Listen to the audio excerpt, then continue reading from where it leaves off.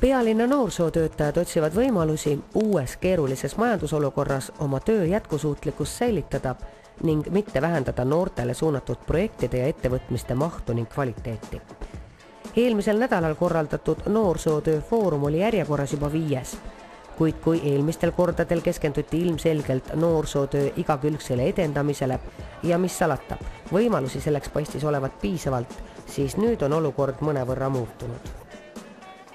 Kui varem oli foorumi eesmärgiks ikkagi vahetada parimaid praktikaid, võib-olla arutleda selliste linna noorsootöö probleemide üle koos ja leida uusi lahendusi, uusi projekte, siis sellel aastal me oleme ikkagi tänu ka sellele majandusolukorrale ja tänu nendele rasketele otsustele, mida riigis on tehtud seoses kärbetega, seadusemuudatustega olukorras, kus me peame tõsiselt oma partneritega koos kaaluma, et kas ja kuhu suunas noorsootöö liigub, kas me peame oma tegevusi ringi mõtlema, uusi vorme leidma, uusi partnereid otsima, et selles mõttes on selline veidi eksistentsiaalsem foorum täna.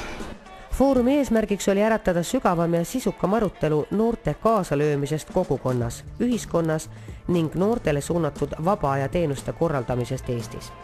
Noored on meil küll aktiivsed, kuid nende kaasamine noortele suunatud üritustesse ei ole just alati kerge töö. Liidreid jätkub küll, jah, kui neid üles otsida ja selles suhtes on nagu huvijuhi töö väga oluline koolides just. Et huvijuhi töö on umbes koolis nagu on psühholoog või sotsiaalpedagoog, eks ju. Kui psühholoog on selline, kelle juurde minnakse nagu probleemidega niimoodi, et sa tunnistad, et sul on probleem, eks, siis huvijuhi juurde sa tuled niimoodi, et sa alateadlikult hakkad rääkima probleemidest ja asjadest ja seal koorub kõik asjad, ka need teadmised minu jaoks on ja mida näiteks noored tahaksid teha koolis, eks. Ja ütleme nii, et nad tahaksid küll teha, kui ma räägin, et see pinge seal koolis ja kõik see õppimine, see asi kurnab neid nii palju, et siis peale kooli siis ma tahan lihtsalt puhata. Minna koju või siis sõpradega kohvikusse või niimoodi, eks ju, et see kool nii väga ei olegi nii atraktiivne, eks ju. Kino ja kohvik on nagu tugevad alternatiivid noorsootöötajale. No just, täpselt. Konkurendid? Jah, just, on küll konkurendid, aga ma mõtlen, et mul on hea meel selle üle, et siin linnas on ka tehtud näiteks noorte kohvikud ja sellised asjad on noorsootöö poolt, eks. Et kus on natuke teistsugune eesmärk veel, et mitte ainult puhtalt, et need on siis kohvikud, vaid et kus tehakse noortele igasuguseid üritusi asju ka, või noored ise teevad. On loodud nagu võimalust, et noored ise teevad nagu igast üritusi asju.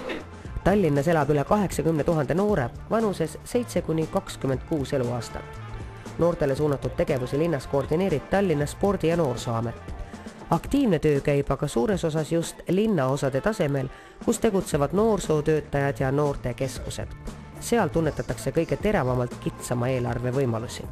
Eks ma arvan, et nende tegevuste osas kindlasti tuleb täna vaadata päris tõsiselt mitmed plaanid üle ja võib-olla ei saa neid kõige lennukamaid ideid alati kohe esimese hooga rakendada ja tuleb vaadata seda, et kas lisaks linnaeelarvele on võimalik kuskilt kaasfinantseerimist saada, ehk siis mõnest fondist, mõnest projektist ja meil Pirital õnneks on seda noorsootöötajad päris tihti ka kasutanud, nii et kaasfinantseerimist erinevatele projektidele on ka leitud.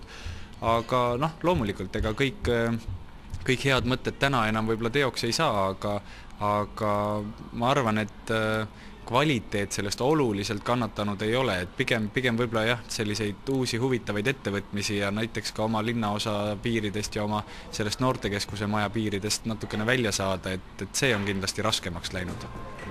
Palju tehakse tööd noortega ka kolmanda sektori tasandil. Foorumi diskussioonides oli juttu ka võimalustest, kuidas noored erinevate alade professionaalid oma eakaaslastele suunatud projekte läbi viivad.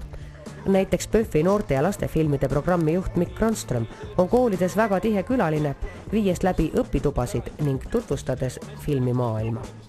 Täna ma olengi tunnen, et täiskohaga noorsootöötaja, jagame noortele informatsiooni, kuidas oma esimest projekti kirjutada, kuidas teha mingid workshoppe, me käime tegemas, käin iga päeva või üle päeva kuskil koolis mõnes tunnis rääkimas, mida võiks peale filmi vaatamise veefilmiga teha ja nii edasi. Väga paljuski on noorsootöö põhinenud projektide kirjutamisele, kuid ega siingi lähe kõik enam nii lennukalt kui veel mõni aasta tagasi. Majanduslikult keeruliste olude märk on teravalt tunnetatav, aga samas tehakse kõik selle nimel, et mitte noorsootööd hooletusse jätta.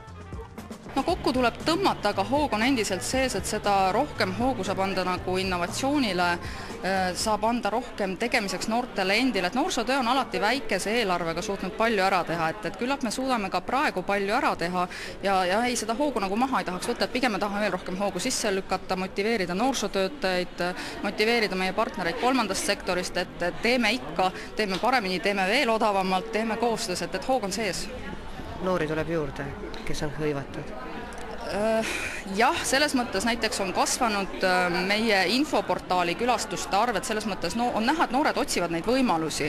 Et Tallinna noorte infoportaalil on aastas ligi 300 000 külastust, et nagu see on iga aasta tegelikult on kasvutendents, et noored otsivad võimalusi, mida teha oma vabal ajal, kuhu minna, mida küsida, mida juurde õppida, et jah, see tendents on olemas. Seekordse noorsootööfoorumi teema oli noorsootöö edasi, tagasi või hoopis ära. Keegi alla anda ei kavatse, kuid seda vajadust rõhutati ettekannete ja arutelude jooksul korduvalt, kui tähtis on oskus hoida noorsootöötajat, seda ressurssi, mis meil juba olemas on. Sest seesama hoog, mis noorsootööd edasi viib ja arendab, sõltub eelkõige inimestest.